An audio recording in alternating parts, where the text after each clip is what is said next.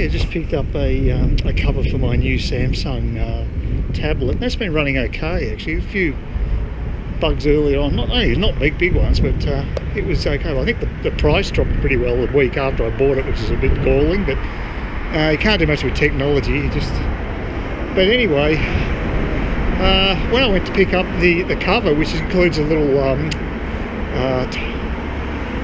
keyboard as well, which was about 17 bucks I think in total it cost me. I can't remember exactly now, something like that. So I go there and the girl asked for my ID and for my signature, and the previous time I went there to pick up something similar, virtually identical actually, because it was a different cover for a different... Actually, it was two items. It was actually the webcam plus that, plus another cover for my original tablet. They didn't ask for anything. So no consistency at Australia Post. It's all over the place. Like, sometimes they'll deliver to your door, sometimes they won't. Oh well. I mean, that could be just something up here. Maybe the guy who served me he's just fairly casual about things, but he doesn't know me from a bar of soap because I never go up that place. Anyway, that's the last pickup I've got to do at Westport. I haven't got any more stuff I bought online, so... Oh, I've got one thing, but it'll come through the normal mail. It's the SIM card. I'm still waiting for that, which is fairly important. That's the SIM card for Spain. It's got a couple of gigs of data and 100 minutes of calls included. And yeah, I want to make sure that turns up, but it's got to come from England. And actually the postage is about 40% the charge of the actual... of the SIM card, so he must have paid for top line postage on it. So yeah, better get here. Still got a bit of time, but I'm feeling a little nervous. It'd be better, I'd rather have it here than not anyway. So we'll see how it goes. Fingers crossed. The weather's improving again. It's a little overcast, but there's more sunshine, so it's sort of, maybe we're going back into that ideal phase. Seems to do that. We seem to get about 1 week of cloud and then 1 week of sunshine, so that's fine. However, it's quite pleasant out. It's good out in the shops. Big breakthrough yesterday. Got my SIM card from, I think it was sent from England, but it's actually a Spanish SIM card. And it's actually, I thought it was orange, but the name is actually on the actual card itself is Prodigy. So I don't know if they're a reseller or whatever, but at least I got the card now. I just got to contact the seller so they can activate it.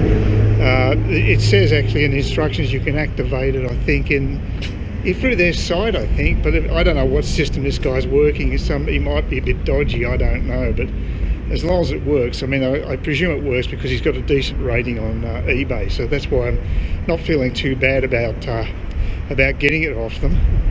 So it's good to get it though. It's arrived, that's the main thing.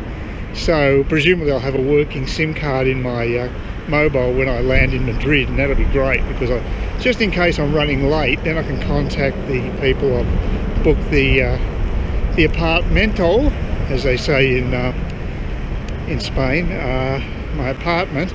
If there's a problem with transport, I'm going to get there late or whatever, because actually they charge you a fee if you have to call them out after hours. So they're pretty ruthless in Spain. They cut you a lot more slack in Asia when you're booking compared to Spain. No, they're pretty tough on tourists if you don't stick to the schedule. But feedback has been that they weren't even there to greet people a couple of occasions. So it should go both ways. But anyway, by having the phone number, I'll be able to contact them if there is some sort of problem, if I'm delayed or if they're not there. Either way, it just gives me a little bit, makes me feel a bit more comfortable in a foreign country. Yeah, I've travelled for almost 2 days, so I'll be pretty buggered.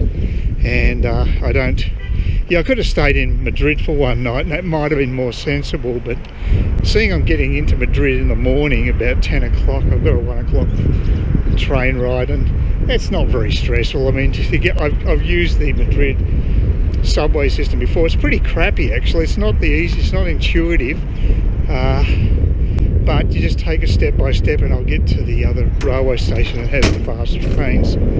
Should work okay, because it's a different line to where the airport is, but I'll work it out.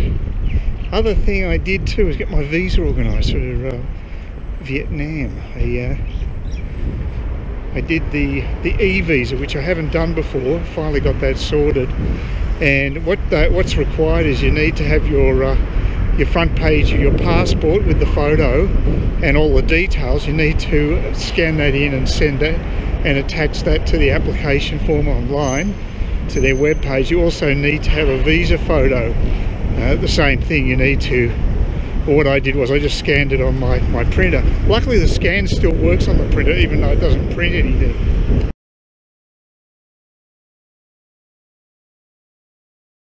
As usual, the wind's playing havoc walking down here. I think it is better when I go back, but anyway.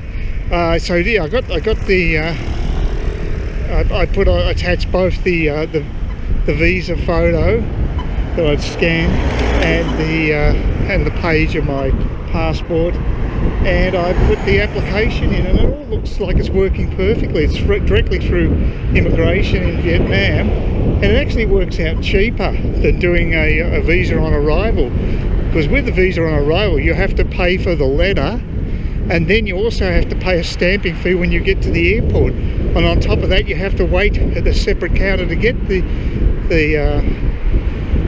visa, and that's a real hassle all around.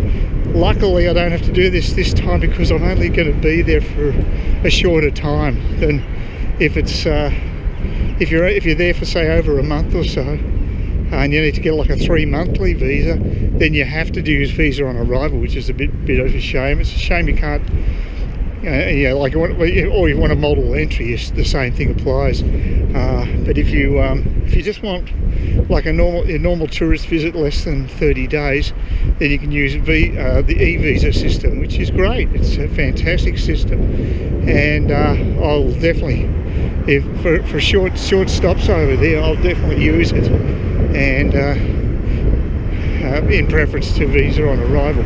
As I say, the main problem with visa on arrival is I can't, if I've got luggage, which I always do when going to Vietnam, you can't get to your luggage before other people. It's always got to be in a pile, and there is a chance it could get nicked. It's never happened to me, and I've been there many times, but still, you know, I'd rather not happen.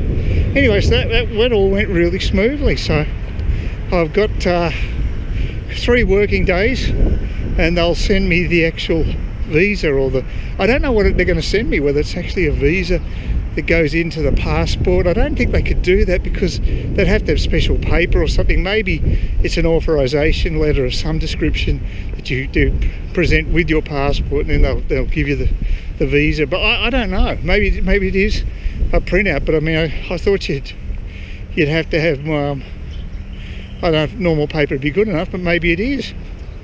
So just do a printout of say a PDF that they might send you, and put it into the passport. But so we'll see. I'm not sure, but yeah, that's really the last major thing to get done. I'm also going to try transferring funds into the Vietnamese bank account, but that's not crucial. If that works, it's great. If it doesn't, no big deal, because I always can change cash over there. It's not an issue.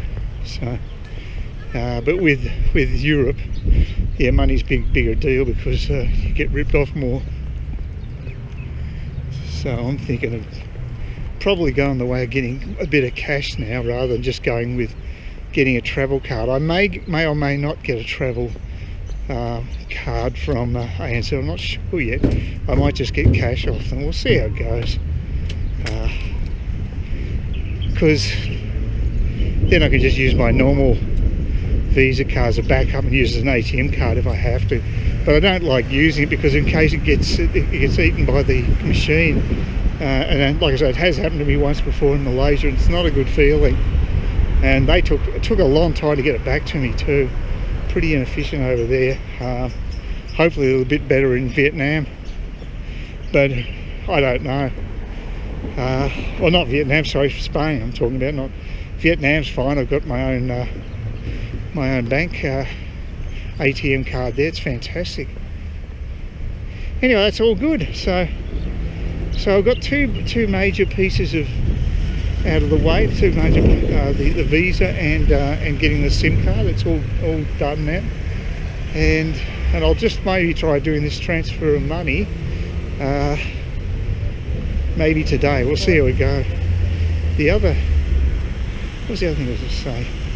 Oh yeah, when I did that e-visa thing, I made sure that it was a legitimate site by getting a referral off another site. It might have been TripAdvisor or some other site like that where they'd used it, and they gave the address, and it all does look legit. So, but you have to be careful online. You know, there might be fraudster sites out there, and I think there are rip-off visa on arrival sites. So you just got to be very careful.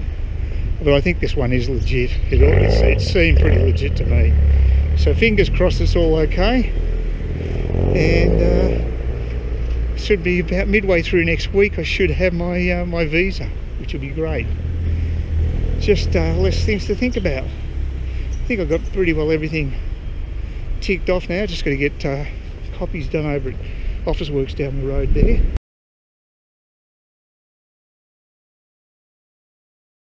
Please consider subscribing to my channel if you think there's anything there of use to you, or entertainment or whatever, and either do that or give me a thumbs up, or if you're feeling really energetic, do both. That'd be great.